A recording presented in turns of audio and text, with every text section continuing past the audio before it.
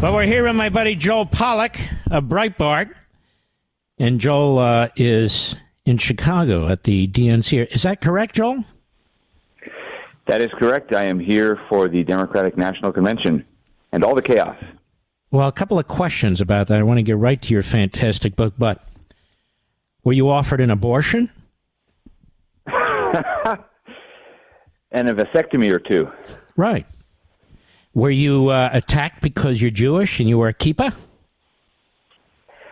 I was not, but I was with a group of Christians who were counter-protesting against the pro-Palestinians, and there I was shoved, or I suppose they attempted to shove me aside because they were trying to block the Christians who just walked right through the wall of radical protesters with their heads held high. It was actually quite impressive. But these pro-Palestinian activists, they try to shut down sidewalks and public spaces. They try to exclude people. And these pro-Israel Christians, man, they just went right ahead and they did their thing. Pro-Israel Christians, you've got Jews, and then you've got the River to the Sea crowd. And it is interesting, Joel Pollak, that you didn't find them at the Republican convention because they figured that was a lost cause. So let us put more pressure on our party, the Democrat Party, because the Democrat Party really houses this element, doesn't it? Yes, you know, they pretend not to have anything to do with them. And then secretly, we learned over the weekend, Kamala Your Harris article, which I just read, but go ahead. Yes, she met with the mayor of Dearborn, and they're trying to court these voters. They want them back inside the tent. And there are some difficulties doing that because some of these voters are completely irreconcilable. They're just radical pro-Palestinian, in fact, pro-Hamas. The Hamas flag was at the front of the procession at the pro-Palestinian rally.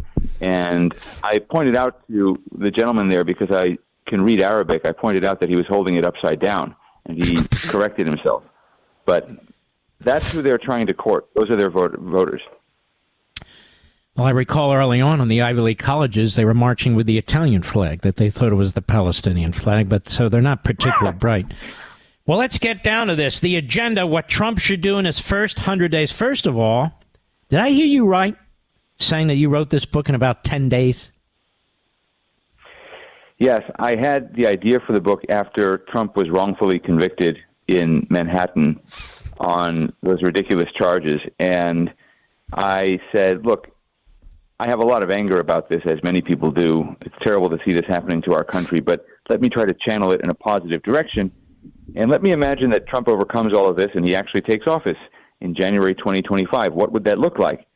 So I approached my agent, and he said, well, if you want this to come out, you're going to have to turn it around before the party conventions. That means you have 2 weeks to finish this. Gee. So I said, okay, I better get to work, and I did it in 10 days. I've never written a book in 10 days. It's an amazing feat. And you have wonderful suggestions in this book. So let's get started here. The book is The Agenda, What Trump Should Do in the First 100 Days, Amazon.com. You can go on my social sites. We've linked to it there. And Joel is an extraordinary thinker, not just an extraordinary writer. He's very, very sharp. And pick out a few of the issues you have in the book that you think are top shelf. I remember Reagan ran on 3 or 4 issues. You know, there were some tributary issues, but pretty much the same 3 or 4 issues. What are you recommending? Well, I start with the rule of law, because that to me is the fundamental thing for any republic, but it's under threat with all the prosecutions and civil cases against Donald Trump and all the political prisoners that this administration has created. My former boss, Steve Bannon, is one of them. He wrote the foreword to the book, and he's in prison for defying the Stalinist January 6th committee. Unbelievable. So you've got to pardon those people, pardon the nonviolent people, the grandmother who might have walked across the lawn on the west side of the Capitol on January 6th. That person shouldn't be in prison. And go after the people who have actually threatened this country, who've actually tried to overthrow a democratic election. Revoke the security clearance of all the people who said the Hunter Biden laptop was Russian disinformation. Investigate the investigators, investigate the January 6th committee. This country needs to understand once again and believe that justice truly is nonpartisan and that it's fair to both sides. So we start there. And then the next priority is the border. And I'm really a one-issue voter in this election. I'm a border voter because so many of our problems stem from the chaos at our southern border. So you can reinstate the Remain in Mexico policy. You can build a wall. You can end catch and release. All of those are within the president's executive authority to do. He could do it on the first day. So that's also top priority. And we get to foreign policy as well. Trump could bring the war between Russia and Ukraine to a close simply by calling for peace talks and making it clear that there's no blank check. We want to make sure we check Vladimir Putin, but we've also got to make sure that there's some movement toward a resolution here. And he could say that he's going to let Israel defend itself however it needs to and send Iran a message that this era of Biden playing both sides and weakening America is over. And all of that he could do on the first day in office. And then on the economy and inflation, look, on inflation, the president's powers are limited. You've got the Federal Reserve, you've got Congress, but he can do certain things that can set the agenda. He can say, for example, he's going to veto any budget that comes to him that's not balanced because we have to get the federal spending under control. It's the reason that this inflationary spiral started in the first place under Joe Biden. So he can do certain things within his powers as president without breaking the boundaries as Biden has done and been shot down by the Supreme Court so many times. Trump can do things that are within his authority, and he can set the country back on track toward growth and low inflation. And he can do that with no fear of re-election, because he won't run for re-election. He can't. And he can push to get these things done absolutely 100%.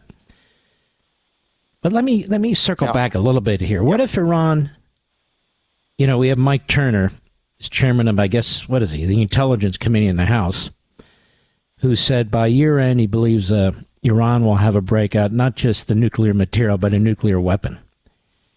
Now, that's early on in their nuclear weapon, before they develop dozens and dozens of them. Shouldn't we do something about that? We should. And, what's very interesting to me is that Israel has managed to keep Iran at bay. They said they were going to attack Israel after Israel, we believe anyway, because Israel hasn't acknowledged it, but Israel took out the head of Hamas during the Iranian presidential inauguration 3 weeks ago. Now, Iran said they were going to retaliate, but they haven't done anything yet. And I think they're scared. I think they're scared because Ismail Haniyeh, the head of Hamas, was taken out in their capital under their protection. And it's the Trump method. Trump went after Soleimani the same way. And Iran tried to retaliate in a perfunctory way, but they were effectively deterred. I think their leadership is scared that they are going to become the targets, and they need to know that they can be. So Israel could decapitate that leadership, which is weak to begin with, that people don't support it, and wipe out their nuclear site. I love this book. I'll tell you what, it's very readable. It's compact, and it's very, very thoughtful. The agenda, what Trump should do in his first 100 days. Now, before we get to that, I think his campaign is really focused now, Joel. I think he's focusing on the issues. He is doing more press events. He is hitting these states, these battleground states. I mean, it really looks like a fairly professional campaign to me. Does it to you? It does. And I've actually been impressed every day. I'd say for the last 10 days, I think they've improved. I think J.D. Vance has been a big asset. I think he has also sharpened his game. And I was impressed today. Before I went over to the protest at the Democratic Convention, I went over to Trump Tower. They had a whole press event there with Senators Rick Scott and Ron Johnson talking about Kamala Harris's policies. So you're right. They are focused on policy, and they're projecting an air of confidence, like they can overcome whatever advantages the Democrats have in the media and vote by mail and all of that, and they can actually win this thing. So it is getting sharper and stronger.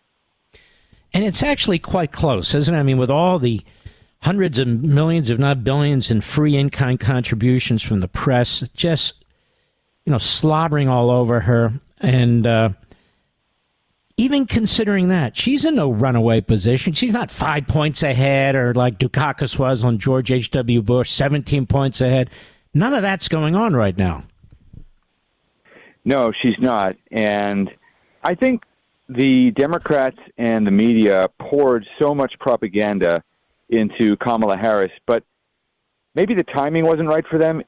August, tends to be a time when people tune out, take their family vacations. Maybe people have just learned not to trust the media. You know, someone pointed out that this is the same playbook they ran with Barack Obama, where they inflated him to almost godlike status. And we've seen it before. The first time they did it, maybe it worked. But she's not pulling in any independents. There are no Republicans who are a little soft on Trump who are thinking of jumping over. And, you know, when she chose Tim Walz instead of Josh Shapiro, instead of a governor from a swing state with 19 electoral votes, big mistake. I think she signaled she's going for the left. She's trying not to antagonize the anti-Israel people in her party who are outside her convention right now. She's not reaching out to the middle. So she's not going to pick up any ground that Joe Biden won in 2020. She's not going to add any states.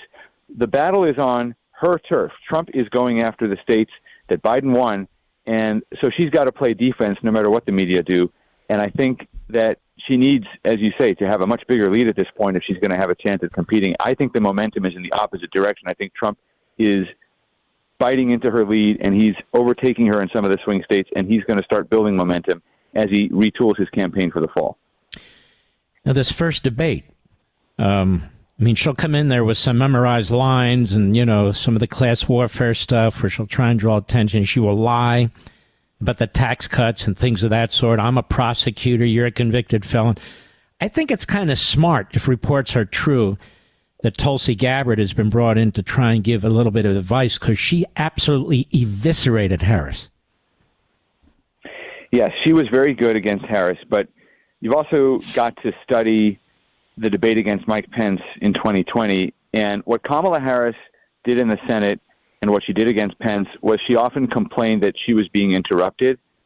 That's obviously not a substantive argument, and she wasn't being interrupted by Pence or anybody else. But that's a sore point with many viewers, especially female voters, and they will play the clip of her saying, "Excuse me, I'm speaking now," or something like that. And that will be all that her voters know about the debate. They won't pay attention to the issues. They won't pay attention to the arguments. They'll just say that she stood up for a woman's right to speak, and this ugly male politician, this bully Donald Trump, was trying to shut her up. How do you counter that? Warren's trick. You know, it's just got to be Trump talking to his voters. Debates are no longer about who wins and who has the better arguments. It's how each side portrays the debate to their own voters. And so Trump's got to use the debate as a platform to speak to the country and to speak to his voters and to the independents who she is not appealing to. So he's just got to use it to communicate his message. He can beat her, but that's not even the point. She's going to tell her followers that she won, and half of them will believe it. But he's just got to talk to his voters and talk about the agenda. Yes, and he's got to have, just the way it is, the way Reagan did, a few one-liners himself to kind of put her on her heels, where she has to explain herself or defend herself as well. The book is The Agenda, What Trump Should Do in His First 100 Days. It's a fascinating book. Now, what do you do when it comes to the Constitution? And you have a whole chapter on it. Yes, there's plenty in the book about strengthening the Constitution. And look, there are many neglected areas that presidents haven't done much about in the past. One of them is freedom of religion, which I think this country really needs to emphasize. We're going through a kind of spiritual crisis as a nation. And if you look at the whole broad sweep of American history, there have often been religious revivals in this country, revivals of faith that have invigorated the nation's belief in itself, not just in a higher power, but those two things are connected. When we believe in a higher power, we have more confidence. The president can lead on faith and on religious liberty. He can lead, first of all, by having an invocation at White House press briefings and at other White House events. We never see that. Somehow the Senate and the House of Representatives open their daily meetings with an invocation. We don't see the president do that. Well, we could see it in the second Trump term. Well, that's interesting. The president could also and the president could also take steps to make sure people understand the basis of religious liberty in this country. You know, George Washington wrote that letter to the Jewish community at Newport, Rhode Island, promising that Jews would never have to be afraid in this country. That's not just a promise to Jews. That's a promise to all Americans about religious liberty. So I think that by emphasizing religious liberty, among other aspects of the Constitution, the president can lead the way. And again, there are many great ideas about how to strengthen the Constitution. I loved your book, The Liberty Amendments, and the White House can endorse the Article 5 convention idea. The president can use the bully pulpit to encourage more states to sign on to that. But there are also things President Trump can do right away on day one, first week of his administration, first 100 days, and he can do them within his own power. And the reason I wanted to focus on what he can do is we've seen in the past that even with the Republican Congress, you're not always guaranteed to get President Trump's agenda through, and there are some things that can't wait. Also, you know that when he takes the oath of office, the media are going to try to prevent him from governing, and their story is immediately going to be, let's talk about the candidates for 2028. He can't run again. He's a lame duck on day one. Mm-hmm. So he's got to come in there with a slew of things that he can do right away. Now, that's very, very important. And, of course, the vast administrative state will try and sabotage him. You got Raskin already saying they're going to be fighting him in the House and all. I think he should put together really his own little war room to deal with these people who are experienced, top-notch lawyers to fight off these elements so it doesn't consume the White House. But they must fight them off because otherwise they will succeed. And there are things like that I think he can do and he should do. And what happens if he doesn't get elected? Well, of course, that's a possibility. But, look, I think that Kamala Harris's ideas can't work. They just can't work. I live in California, which is a beautiful state, but nothing that she's proposing has worked in California. It's all been tried, from the housing subsidies to the rising minimum wage, which is now causing fast food workers to be laid off and restaurants to close. The plastic bag ban that she championed and that Democrats championed 10 years ago has resulted in more plastic bags being thrown away, not fewer. So everything she's proposing to do on a national level, price controls. Governor Gavin Newsom has imposed price controls on the insurance industry. Now you can't get home insurance in California. Mm-hmm. All the companies are leaving. So everything she's proposing has already been tried in her home state, and it's never worked. And if you want to stump a Democrat who you're having an argument with over who to vote for, just ask them to name one Kamala Harris achievement aside from getting elected. What has she done? And they'll never be able to answer because she has no record of accomplishment, and everything she's proposing on a national level has been tried in California. So she could win, but I think that the result of her win, if it happened, would be devastating to her and her party. And look, the media won't report it, but also at some point they can't avoid it. They have to talk about inflation now because Americans are demanding to know what should be done about inflation. And you're seeing, even in places like the Washington Post and CNN, analysts who are coming on and saying, look, the Soviets tried this and it didn't work for them either. We got bread lines there. So at some point they can't turn their attention away from reality. It's going to hit them as well. And look, she could win, and there's going to have to be an effort at opposing her if she does. But I think this is a winnable election for Donald Trump, and he's got to focus on inspiring his own voters to believe that he can overcome all of this. He can overcome the media bias, Hollywood, early voting, vote by mail, all the things that Democrats have used to run their own turnout operation. And if he focuses on the agenda, if he focuses on what he can deliver on day one, then I think he can inspire confidence. It's all about turning out his own voters. The media bias is there, and we write about it and complain about it, and we should. But the media are doing their job, which is to turn out Democrat voters. It's no longer to report the truth, as you've pointed out, on freedom of the press.